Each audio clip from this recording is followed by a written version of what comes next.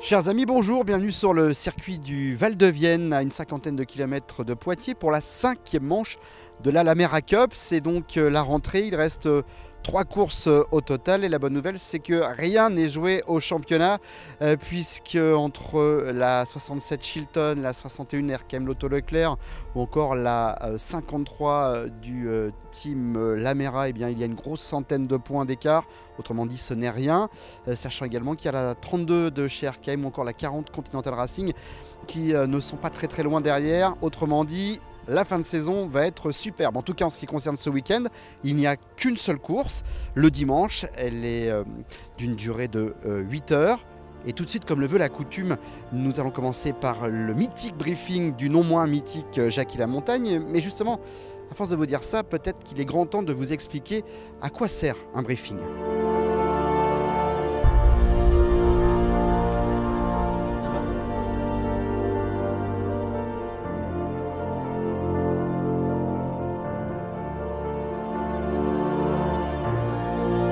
C'est pour donner aux pilotes des informations sur le circuit. On passe des images vidéo qu'ils doivent suivre, regarder. S'ils ont des questions à poser, ils les posent. J'essaie de tout leur dire. Je peux en oublier, mais c'est bon, à eux de me poser des questions aussi.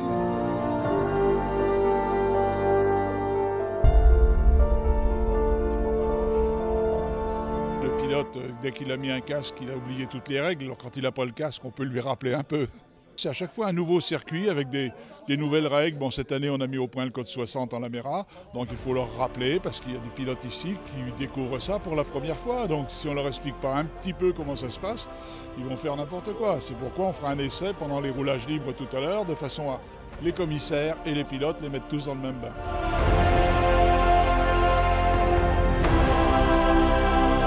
Il y a des règles, on les respecte et ils savent très bien que s'ils veulent jouer, je suis très joueur aussi.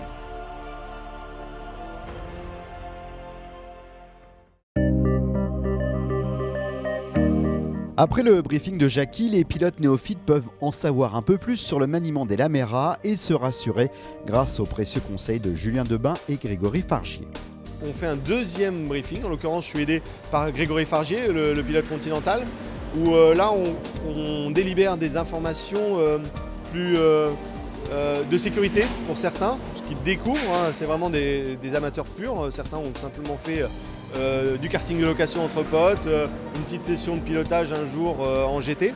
Donc là on amène des solutions de débutants et avec un deuxième stade un peu dans la matinée puis après dans l'après-midi où on leur donne des consignes pour progresser, réussir à être dans le rythme et voire peut-être même de gagner leur propre catégorie gentleman. Moi je prends les pilotes qui sont plus débutants parce qu'ils connaissent la Lamera mais très souvent ils ne connaissent pas ce circuit ou les circuits et ils ont encore besoin de coaching.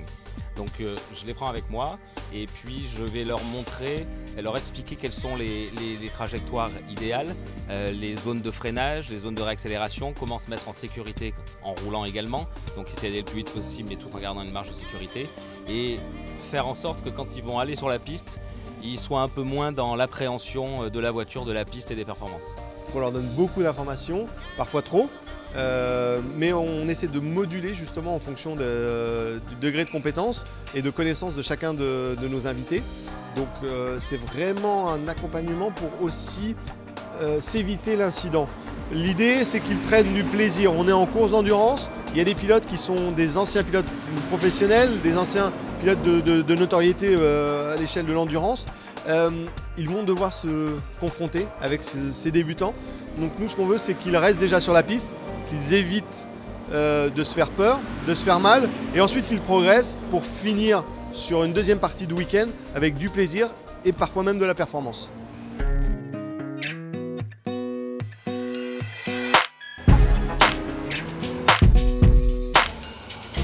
« 26 voitures et plus d'une centaine de pilotes ont fait le déplacement dans la Vienne pour ce 5e rendez-vous. Et comme vous l'avez compris, rien n'est fait au championnat. C'est la 67 Chilton qui pour le moment est sans le décompte des points est en tête. 65 points d'avance sur son poursuivant direct. On va continuer à déconner parce que si on est en tête avec ce genre de stratégie, on ne va rien changer. Et les décomptes de points c'est tellement compliqué que le mieux c'est de ne pas se poser de questions. On essaye de rouler sans faire trop de bêtises. et d'aller au bout. Voilà. C'est très banal ce que je vous dis là, mais c'est vrai. C'est comme ça qu'on gagne des courses, qu'on gagne des championnats. Donc on va essayer d'être un peu plus régulier que les gens de la Continentale. Et meilleur que Grégory Fargier. Parce qu'il faut savoir une chose, c'est qu'à chaque fois que tu fais une interview, il y a un crétin qui passe derrière, qui fait coucou. Donc là, c'est Grégory Fargier. Tout à l'heure, c'était moi. Derrière, on retrouve la 61 RKM Lotto Leclerc qui nous révèle en exclusivité leur stratégie pour le week-end. Stratégie, c'est qu'il n'y en a pas. On voit course par course comment ça se passe. Donc écoute, on va essayer de marquer le maximum de points jusqu'à la fin de la saison. C'est tout. Juste pour savoir, je se permets, parce que derrière on va balancer. Est-ce que Jérôme, tu peux, voilà, les deux fautifs qui viennent de baisser le pantalon de Manu en pleine interview. Voilà, il faut quand même savoir qu'on travaille dans des conditions très compliquées. On va poursuivre cette interview. Donc pas de stratégie, confiant, il reste 3 week-ends de course. Non, on sait très bien que de toute façon, tout risque de se jouer sur la dernière manche à Portimao. C'est une 24 heures avec beaucoup de points à prendre sur ce dernier meeting. Donc là, il faut juste jouer placé. Voilà, on sait que la concurrence est rude et il faut marquer un maximum de points, être présent jusqu'à la fin du championnat. Troisième à 120 points, la 53 Team Lamera. Là aussi, pas de stratégie particulière. Il faut marquer des points et éviter de prendre trop de risques tout en attaquant.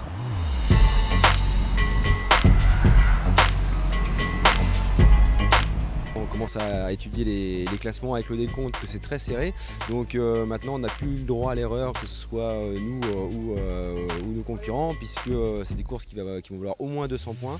Donc plus le droit de se planter, mais il va falloir être présent, prendre un peu de risque suffisamment sans aller au-delà de la limite pour que on puisse marquer un peu plus que les copains en fait.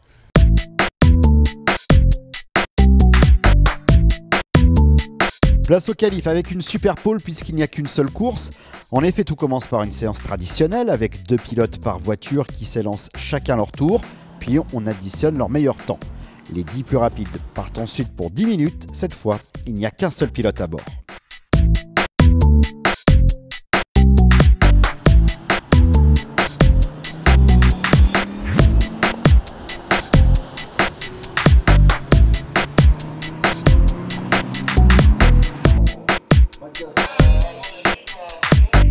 Et contre toute attente, on ne retrouve pas forcément aux avant-postes des pilotes de la catégorie élite.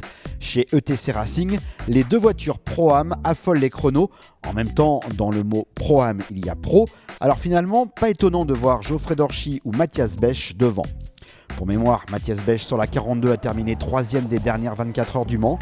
Sur ce plan, ce n'est pas Mathias, mais on l'a mis quand même parce qu'il est beau. Pas Mathias, hein, le plan. Enfin bon, vous avez compris. Les pilotes qui passent maintenant sur une de chronométrage s'engagent dans leur dernier tour, puisqu'en effet nous sommes maintenant à moins d'1 minute 30 du drapeau à damier. Mathias Bech a relâché son effort sur le secteur 1, il n'améliorera pas, il restera sur ce temps de 48,098. Observons le comportement de ses adversaires dans les secteurs 1. C'est pas mal pour Geoffrey Dorchy. C'est également bien pour Wilfried Merafina. Wilfried Merafina actuellement en 7e, en train d'améliorer sur le premier intermédiaire. Et les sapeurs-pompiers également qui améliorent sur le premier intermédiaire, mais pas suffisamment pour progresser au classement. Voilà, alors que la voiture numéro 32 vient de recevoir le drapeau à damier. Ludovic Loll, qui n'améliore pas, reste classé 5e. Et donc les 15 points de la pole position reviendront à l'ETC Racing 2 de Mathias Bech. Geoffrey Dorchy qui vient de recevoir le drapeau à damier, ETC Racing 1 numéro 14. Donc reste classé 2e et restera classé 2e puisque Grégory Fargier se classe 3e en 1:49.105. L'équipe Chilton avec Michael Gage au volant se classe 4e, 5e place pour Ludovic Loll, donc RKM Tremblay numéro 32. La 6e position pour le CTF Racing Stage avec la voiture numéro 1, le team Lamera, voiture numéro 53, se classe 7e. La 8e place pour la voiture numéro 46 du team TTM 46. Premier gentleman, le pompier Racing Team avec la voiture numéro 18. Et enfin, pour compléter ce classement de la Super Pole, CTF Fantastic Four numéro 4, 10e, qui partiront donc depuis la 5e ligne. C'est bien pour l'équipe, c'est des amis, donc pour moi c'est très sympa de venir leur donner un coup de main. Puis ça me change parce que je gère un petit peu, je gère pas mal de choses dans l'équipe, donc du coup c'est sympa, ça me fait un peu une expérience de team manager. Donc voilà, j'essaie d'apporter mon expérience sur la piste et hors de la piste, et puis d'aider surtout les pilotes avec qui je suis. Et puis là c'est cool qu'on puisse montrer un peu la performance de la voiture. Et puis voilà quoi, donc plutôt satisfait, c'était sympa.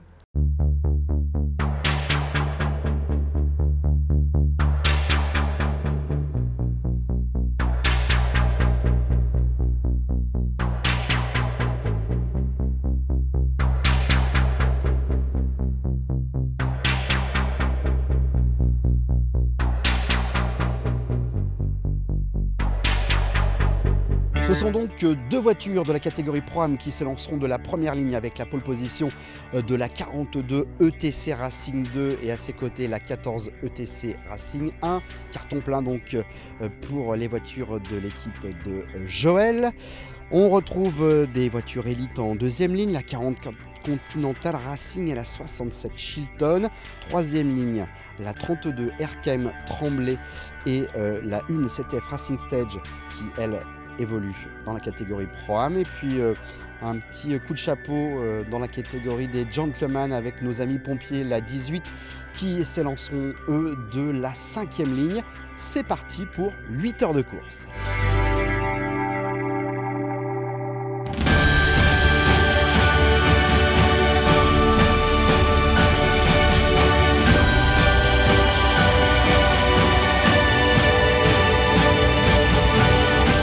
Mathias Bech sur la 42 prend le meilleur départ devant Thierry Soave sur la 67 et Geoffrey Dorchy sur la 14. Le pilote Chilton prend les commandes à la fin du premier tour, mais pour un court moment puisque le pilote ETC de la 42 repasse en tête peu après. Ça commence fort.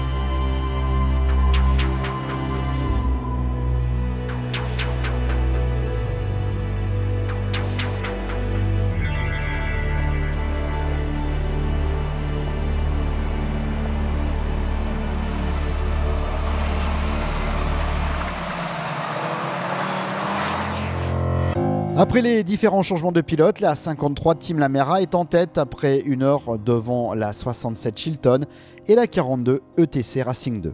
Alors justement, puisque nous parlons des changements de pilote et ravitaillement, nous avons souhaité vous expliquer comment ça marche. C'est parti pour la séquence Vie ma vie. On va se mettre dans la peau d'un mécano parce que c'est vrai qu'ils travaillent beaucoup, on en parle souvent dans toutes les émissions, mais là on se met vraiment à leur place. Alors c'est vrai qu'on les voit à chaque ravitaillement remettre de l'essence, ça a l'air tout bête ou pas. J'ai testé pour vous le ravitaillement d'essence à la place d'un mécano de la Lamera.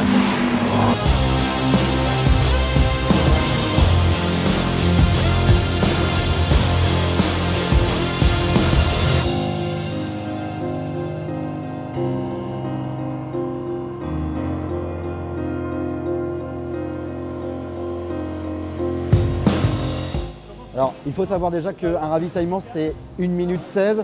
On va remettre de l'essence, changer les pilotes, mais pas en même temps. Vérifier la voiture, la pression des pneus. Donc, il faut aller assez vite. Alors, on prend un bidon, comme là. Ça fait 25 kilos. Oh putain, ça fait 25 kilos. Ah, regarde, déjà, voilà. Alors, après, faut trouver le trou. Allez, bien droite, comme me dit Joël. Encore, là. Oh, dis donc. Et après, il faut ouvrir ici. Voilà. Ça coule un peu, donc tout partout. C'est compliqué. Hein. Voilà. Là, c'est vide. Ah bah très bien. Bon, ça va comme ça. Ah bah, oh, dis donc. Ça va quand même vachement mieux quand le réservoir est rempli. On le remet là. Et bah franchement, C'est pas évident parce qu'en plus, il faut éviter que ça coule. Je pense qu'il y a un peu la pression aussi hein, de ne pas faire de bêtises pendant qu'on est en train de faire le ravitaillement, surtout quand les voitures sont en tête. Mais voilà, c'est bien, ça montre que les mécanos, c'est pas si simple, c'est un vrai métier. Et merci à ETC Racing et à Joël de m'avoir fait confiance parce qu'ils ont quand même eu peur que je mette le feu à la voiture, mais a priori, ça s'est bien passé. Mais pour la suite du week-end, on va laisser faire les vrais professionnels. Pour info, Joël n'a pas souhaité que je continue pour cette course. Il faut, paraît-il, que je m'exerce. Pourtant, c'est toute la philosophie de la Lamera, permettre aux débutants d'avoir leur chance. Il est donc grand temps de parler de la catégorie Gentleman avec pour le moment nos pompiers qui dominent. Du côté de la 47 de chez Speed Shop, c'est un peu plus compliqué, mais l'essentiel n'est pas là.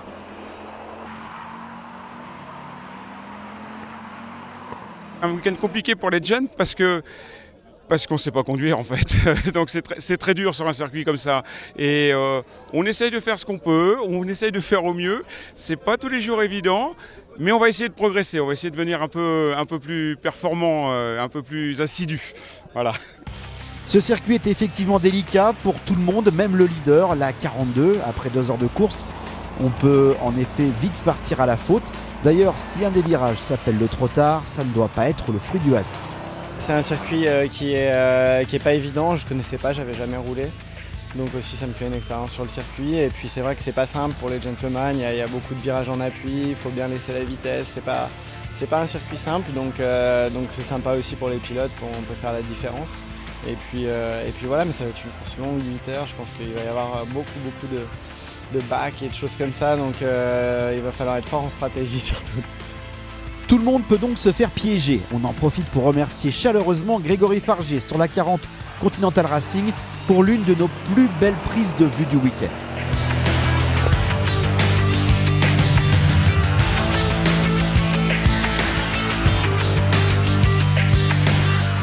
La 40 qui, malgré cette frayeur, est dans le top 5. Les heures défilent et c'est toujours la 42 qui domine, même si elle est menacée par l'équipe leader du championnat, à savoir la 67 Chilton. Derrière, on retrouve la 46 du team TTM, puis plusieurs Lamera qui se tiennent dans un mouchoir, comme la 4 Fantastic Four, la 32 RKM Tremblay ou encore la 14 TC Racing 1. En ce qui concerne les 2 autres équipes qui talonnent la 67 au championnat, à savoir la 53 Team Lamera et la 61 RKM Lotto Leclerc, c'est un week-end à oublier. Côté Pro-Am, on souligne également les belles performances de la 41 Scania France. Et côté Gentleman, les pompiers avec la 18 prouvent qu'ils progressent au fil des meetings en dominant leur catégorie. On va faire un petit point à mi-course puisque la 42 de chez ETC Racing est toujours en tête devant la 67 Chilton et la 46 de chez TTM. Et petite explication quand même, la 42 en tête, alors bien sûr grâce au travail de pilote, grâce au travail de Joël et toute son équipe, mais aussi en exclusivité grâce à Dédé, le cuisinier officiel de chez ETC Racing. Alors Dédé, merci de nous recevoir et de nous livrer ses secrets. Comment on fait gagner un pilote grâce à l'alimentation, notamment ce midi? Eh bien aujourd'hui on les met un peu au régime. On leur fait ce qu'ils aiment déjà, et des pâtes, pas trop grasses. Pas de matière grasse, ils n'en veulent pas, ils boivent beaucoup, donc on leur donne un petit peu de sel. Et ils recommencent à boire, ils perdent beaucoup de sel, on en rajoute, on met de l'eau. Et surtout, on s'amuse avec eux, ils en ont besoin. La journée est longue. Et si tout va bien, d'ici une grosse demi-heure, ça sera des crêpes. Crêpes, alors crêpes sucre, crêpes banane, crêpes céréales, puisque j'en vais tremper. Et tout ça, ça leur apporte un maximum, et puis ils vont partir. Ça se digère facilement et on rigole. Surtout, on rigole. Merci Dédé pour ces précieux conseils. Moi, je prendrais une crêpe au chocolat, hein, perso. Pas de marque. Pas de marque. Et ben, à tout à l'heure pour le goûter et la suite de cette course. Il reste 4 heures. Les pilotes de la 42 ont-ils abusé des crêpes de Dédé? On ne saurait le dire, mais en tout cas, la 67 Chilton reprend les commandes en fin de course.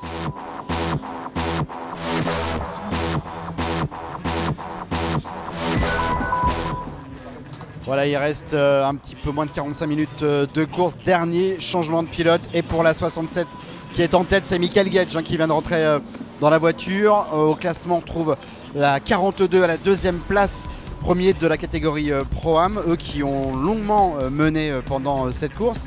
Et puis troisième place toujours pour la 46 du team TTM. Et puis à noter également une très belle performance pour le moment de la 18 des pompiers qui sont premier gentleman, 7e du général. Il reste, on va regarder à peu près 42 minutes de course. Et donc la 67 va repartir dans quelques instants. Elle est en tête de cette course.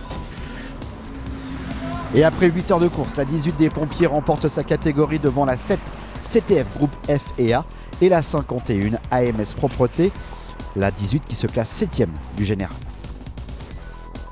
C'est super, le boulot d'équipe a très bien fonctionné, on a tous joué le jeu, les pilotes tous homogènes, donc dans les mêmes temps à peu près. Et voilà, on en avait marre de la deuxième place, hein, ça faisait 2 deuxièmes places, une à Manicourt et une au Castellet. Donc voilà, la première et voilà, maintenant on va savourer la victoire. Dans la catégorie Pro-Am, victoire de la 42 qui réalise un week-end parfait devant la 14 ETC Racing 1 et la 41 Scania France. Mais la 42 s'impose aussi au général suite à une petite erreur de Michael Gage dans la dernière demi-heure. Encore une fois, l'Alamera prouve que cette discipline est ouverte à tout le monde. Ludovic Noveraz, vainqueur du jour, en est la preuve. J'ai fait que des track days. J'ai fait 2-3 tests l'année dernière en Lamera. Mais c'est la première vraie saison, donc j'ai pas vraiment d'expérience. J'essaie de m'entourer de bons pilotes pour essayer de prendre un max d'expérience le plus rapidement possible. Donc tous les week-ends en fait, on avale des kills, pendant ces formidables journées de la mer. J'ai beaucoup joué aux jeux vidéo à côté. J'ai beaucoup suivi des conseils de bons pilotes que vous connaissez, comme Stéphane Tribodini, Mathias Bech, où j'ai l'honneur de pouvoir rouler avec ces pilotes. Donc avec eux, c'est clair qu'on évolue, mais très très vite, et vraiment que dans du positif en fait. La 46 TTM monte une nouvelle fois sur le podium en se classant 2e. RKM Tremblay, la 32, termine 3e. 2e du général, la 67 remporte la catégorie élite. Heureusement que j'ai pas forcé. Oui. Mika, qu'est-ce qui s'est passé là à la fin?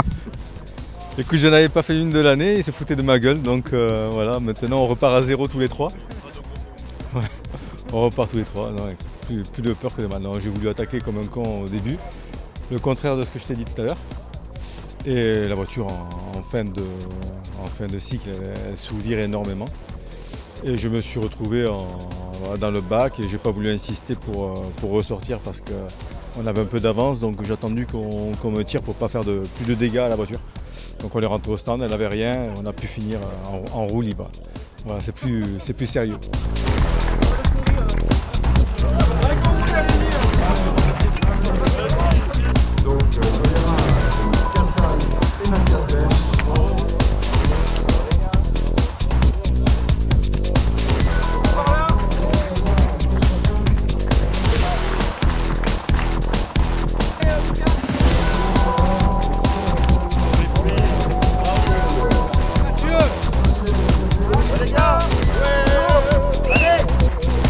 S'achève ce 5e rendez-vous et cette victoire dans la catégorie élite de la 67 Chilton qui prend un petit peu d'air par rapport à ses concurrents, principalement la 53 et la 61. Le prochain rendez-vous avant-dernier de la saison, ce sera sur le circuit de Dijon pendant les vacances de la Toussaint à la fin octobre.